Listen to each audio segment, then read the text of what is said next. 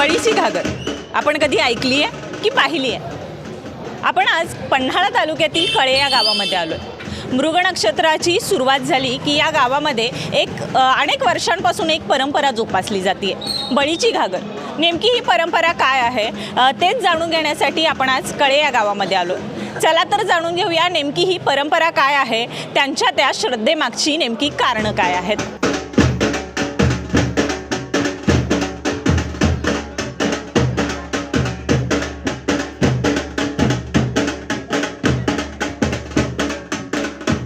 आपल्या या कळेगावच्या प्रथेमध्ये बळीची घागर ही एक प्रथा आहे आणि ती नेमकी प्रथा काय आहे? हॅलो, आनंदा बापू सनगर, सिद्ध, राहणार कळे, तालुका पन्हाळा, जिल्हा कोल्हापूर. या पूर्वीपासून गावाची मोठी यात्रा मरगोबाईची बळीची घागरची म्हणून होते. पूर्वी मला आता 69 वय. पूर्वी की रेडे करायचे आणि प्रत्येक शिवरला बकरी, प्रत्येक गलीला बकरी, अशी मोठी प्रथा होती. ते आता शासनाने कमी काही रीत आणल्यामुळं ते सगळे बंदवित आले. एकच आमच्या त्या देवाला तेवढं बकरी असते, तेवढेच. आणि पूर्ण गाव पूर्ण बकरी पूर्ण सगळे बंद असते. गावात काही कोणी करत नाही. आणि ही पूर्वीपासून प्रथा चालू झाली आहे. गाव स्थापन झाल्यापासून ते आज पात्र चालू आहे. 2 पालख्या, धर्मराज मंदिराची एक पालखी आणि भैरवनाथची पालखी गावाच्या सभोवतीनं आंबील सभोवतीनं डोक्यावर घेऊन ती गावाच्या सभोवतीनं फिरण्यात येण्यात असते. पूर्ण कळे गावात, पूर्ण गावाच्या सभोवतीनं. नेमकी या प्रथेला सुरुवात कशी झाली? सकाळी उठल्यानंतर आज अभिषेक असते देवासनी. पूर्ण सकाळी अभिषेक भरजी करून अभिषेक देवासनी घालायचं. प्रत्येक देवाला अभिषेक म्हणजे पूर्ण सकाळी उठून आणि देवाची आरती बिरती करून हरिजनातला एक माणूस असतो आहे, तो गाराण घालतो आहे प्रत्येक देवाला. असं 3 देवाचं मेन 3 आहेत, धर्मराज, भैरी आणि मरगोबाई. हा 3 कळेगावचे ग्रामस्थ. काय नेमकं या प्रथेचं महत्त्व आहे? हे काय पूर्वीपासूनच गावाचे एक हे चालून आले. ते आम्हाला काही म्हणजे पूर्वीपासून गाव स्थापन झाल्यापासून आहे. कशा पद्धतीनं सुरुवात होते? आता आपण म्हणालात की देवांना अभिषेक घातला जातो, त्यानंतर पालखी सोहळा असतो, कारण नेमकं काय सुरुवात कशी होते? पालखीचं म्हणजे पूर्वीपासून पालखी दोन्ही गावाच्या सभोवतीनं आंबिलीला भोग पाडायचे असते त्या मोग्याला, आणि गावाच्या सभोवतीनं फिरायचं असते. पूर्ण काळी गावाच्या 2 पालख्या, धर्मराज आणि बैरीची पालखी, दोन्ही पालख्या असतात. या बळीच्या घागरीचं एक वैशिष्ट्य आहे की धर्मराज मंदिरपासनं घागर डोक्यात बिळूक पाडल्यानंतर त्याच्या पाठीमागे एक लिंबूवाला असतो आहे, घागरवाला नारळ फोडणार एक असतो आहे. प्रत्येक तिकट्यावर नारळ आणि लिंबू हे असं प्रत्येक टाकायला लागतं आहे. आणि त्या दोन्ही पालखींच्याच पुढे तिन्ही जायचं असते दोघांनी. आणि नंतर पाठीमागनं पालखी असतात आणि दिवटे असतात, त्याच्यात दिवटे घेऊन असतात. परीट असतो आहे, चांबार असतो आहे, असे दिवटे घेऊन असतात.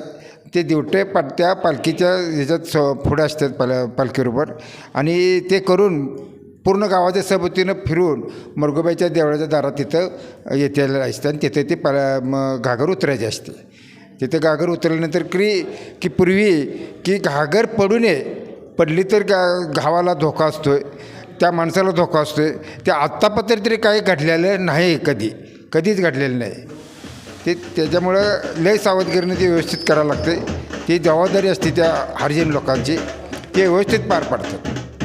ज्या भोई समाजाच्या माध्यमातून ही प्रथा जोपासली जाते, त्या भोई समाजातील ग्रामस्थ आपल्यासोबत आहेत. त्यांच्याकडून जाणून घेऊया की कशा पद्धतीनं ही परंपरा त्यांच्यामध्ये आहे, कधीपासून या सर्वांची सुरुवात झाली आहे. नमस्कार. नमस्कार. आपलं नाव? राजेंद्र रंगराव नल्लवडे. कधीपासून ही बळीची घागर सुरू झाली आणि आपल्याकडे हा मान कधीपासून आहे? हा मान म्हणजे गाव स्थापन झाल्यापासून ही परंपरा चालूच आहे. पण बळीची घागर ही भोई समाजामध्ये केली जाते. म्हणजे घरामध्ये येऊन त्याचं आंबील करून त्याला सजावट करून सुवासनी ओवाळून हे काम केलं जातं. आणि त्यानंतर बळीची घागर आमच्या माध्यमातून धर्मराजाच्या मंदिरापर्यंत आम्ही पोचवायची. आणि त्यानंतर मग आमचा पालखीचा मान आहे. आणि पालखीचा मान पूर्वीपासून शिवाजी महाराजांच्या काळापासून छत्रपती शाहू महाराजांच्या काळापर्यंत आज आबाजीत आम्हाला पालखीचा मान पण आहे. त्यात या बळीची घागर म्हणजे नेमकं काय महत्त्व आहे? काय सांगितली जाते या संबंधातील आख्यायिका? बळीची घागर हे कणे गावामध्ये कणे ती सभोवती गावाच्या वेशीवर अशी कणे फिरवली जाते, म्हणजे त्याला छिद्र पाडून त्या घागरीला, आणि ते शांततेचं कणे एक प्रतीक आहे. म्हणजे कणे गावामध्ये शांतता राहावं म्हणे पूर्वीपासून आलेली परंपरा आहे.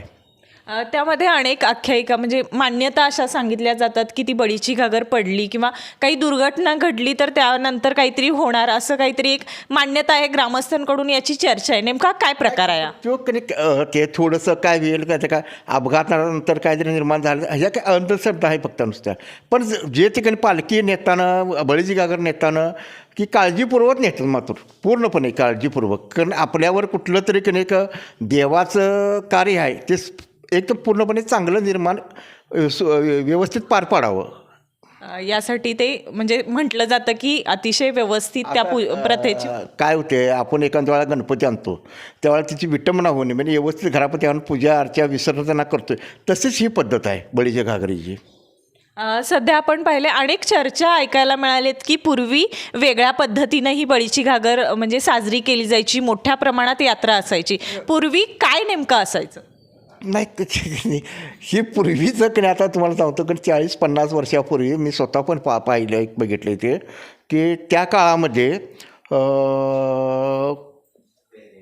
रेडा गावात सोडला जायचा, पण रेड्याची ते कणी त्याचा बळी दिला जायचा होता त्या काळामध्ये 50 वर्षापूर्वीचा. आणि आत्ता ते कणी ती पद्धत संपूर्ण बंद झाल्या, पूर्णपणे बंद झाल्या. आणि आत्ता फक्त जी घागर आहे तिलाच बळीची घागर म्हटली जाते. रेड्याचं प्रत्येकच म्हणता येईल ती की बळीची घागर आहे ती.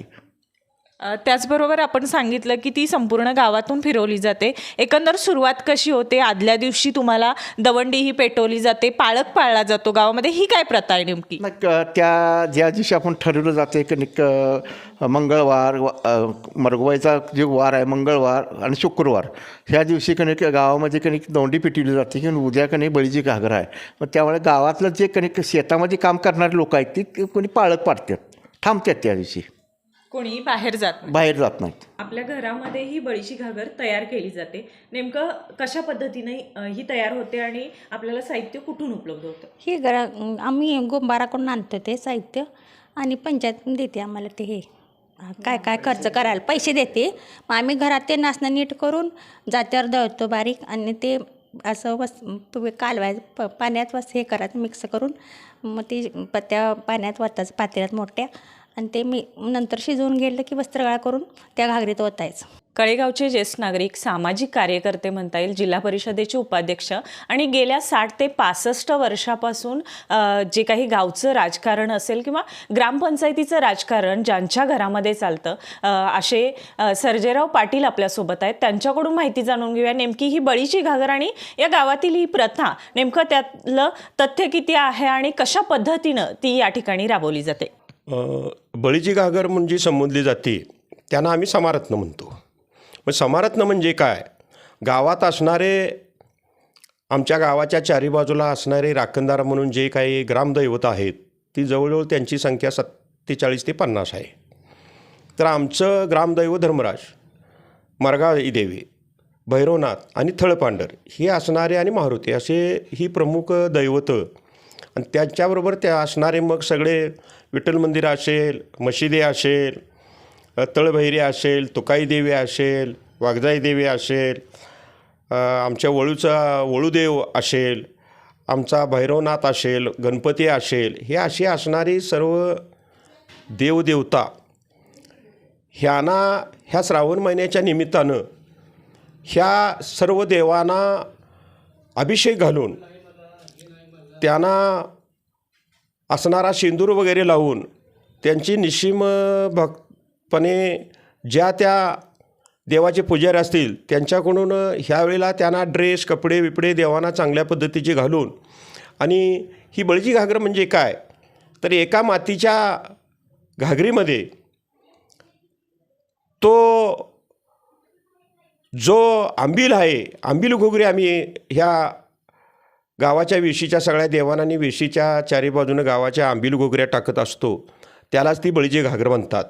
आणि अशा पद्धतीने ही बळीची घागर श्रावणात असते, पण चालू वर्षाला हा अधिक महिना पडल्यामुळं तो थोडं पुढं गेला श्रावण महिना, पण ते तिथीप्रमाणे त्या महिन्यातच करावी लागते. पुन्हा चालू वर्षाला ह्या वेळेला ते श्रावण महिना चुकला आणि अधिक महिन्यात ते झालेला आहे. तर अशा पद्धतीनं गावातील सर्व लोक जे काय असतील ते 40 रुपये 50 रुपये सर्व लोक ती पट्टी देतात, गोळा करतात आणि ह्या पट्टीतूनच मग ते पानाचे विडे, लिंबू, हळकुंड, जो काय आंबील, घुगुऱ्या हा नैवेद्याचा भाग आहे त्यात तो वापरला जातो आणि त्याचा प्रसाद करून तो गावातल्या प्रत्येक घराला थोडा भात, थोडी पोळी करून तो कुंभारांच्याकडं ती प्रथा आहे. आणि हे गावाच्या 2 ग्रामदैवतांच्या पालख्या त्याबरोबर असतात. मग भैरवनाथाची एक पालखी असते, त्याबरोबर गावातील जे 12 बलुतेदार आहेत ते बलुतेदार मानाप्रमाणे सगळे उपवास वगैरे करून त्या दिवशी अगदी आंघोळ बिंघोळ करून कपडे घालून जय्यत तयारीनं असतात. आणि संध्याकाळी 5च्या दरम्यान 6च्या दरम्यान ती पालखी धर्मराजाच्या देवळातून गारानं घालून बाहेर पडते आणि मरगाबाईच्या देवळातून निघून ती पालखी गावाच्या चारी बाजूनं फिरून संध्याकाळी अंधार पडत असताना त्या पालख्या आपल्या मरगाबाईच्या देवळाच्या इथं येतात आणि त्याच्याबरोबर ही असणाऱ्या 2 देवाच्या पालख्या हे येतात. यामुळे माणसांच्या मनात एक हजारो वर्षापासून चालत आलेली रूढी आणि परंपरा, त्यांना मानसिक स्वास्थ्य आणि समाधान मिळतं की काही नाही, आपल्या गावाच्या देवाला आपण 1 वर्षातनं 1 दिवस, आणि हा दिवस बळीच्या घागराचा दिवस म्हणतो, समाराधनाचा दिवस म्हणतो, तो दिवस हा सगळ्या ग्रामस्थांनी काम बंद करून घरातले देव देवता काय असतील त्यांनासुद्धा अभिषेक घालून सगळी माणसं अगदी जय्यत तयारीनं असतात. आणि ह्या मानसिक समाधानामुळं माणसांच्या मनात एक भावनिक निर्माण होती आणि ही सर्व लोक 12 बलुतेदार एकत्र आल्यामुळं लोकांच्यात सुद्धा एकोपाने हे राहत असतो. ह्यामुळं गावातली परिस्थिती चांगली आणि सुविध पद्धतीने जाती. असा हा असणार आमचा समाराधनाचा कार्यक्रम. आंबील घुगऱ्या होत असतात तर आम्हीसुद्धा त्यात सगळी घरातली कुटुंबीय, गावातली कुटुंबीय गोळा होतो आणि आम्हाला त्यामुळे मानसिक समाधान निर्माण होतं. असा हा बळीचा घागर हा आपला कालरूप आलेला कार्यक्रम आम्ही नेमाप्रमाणे सगळी ती करत असतो. धन्यवाद. बघ, आपण आता माहिती जाणून घेतली. जवळपास गेल्या हजारो वर्षांपासून ही परंपरा या कळेगावानं जपल्याचं आपल्याला सांगण्यात आलं. त्याचबरोबर या गावासाठी, आपल्या संपूर्ण गावासाठी असेल, प्रत्येक घरासाठी सुखसमृद्धी लाभू दे यासाठी प्रत्येक देवाला गाऱ्हाणं घातलं जातं. त्याचबरोबर त्यांची पूजा अर्चा केली जाते आणि अशी मान्यता मांडली जाते की यामुळं सुखसमृद्धी नांदेल आणि एक लोकांना एक आत्मिक समाधान मिळतं. त्यासाठी ही परंपरा या कळेगावामध्ये जोपासली जाते. अशीच परंपरा जिल्ह्यातील अनेक गावांमध्येही जोपासली जात असल्याचं आपल्याला सांगितलं जातं. आणि अशाच परंपरा असतील किंवा माहिती जाणून घेण्यासाठी पाहत रहा TV नेक्स्ट मराठी.